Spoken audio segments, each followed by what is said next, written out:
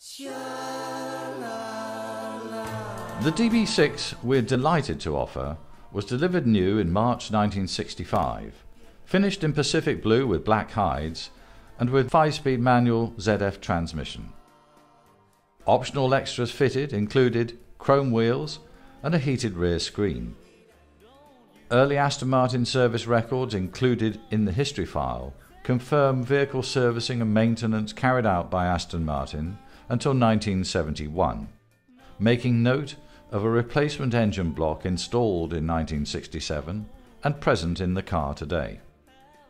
Purchased by its last owner in 2003 with a recorded mileage of just 56,000 miles, supported by its servicing history and MOT certificates, this DB6 was enjoyed sparingly before recently benefiting from an extensive body, chassis, engine and drivetrain restorative works, including a bare metal repaint in its original body colour.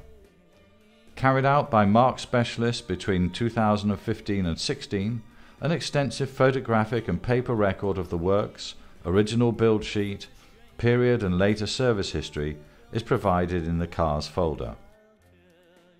Post-restoration, the car has been driven lightly and is for sale, having been replaced by a DB6 Volante.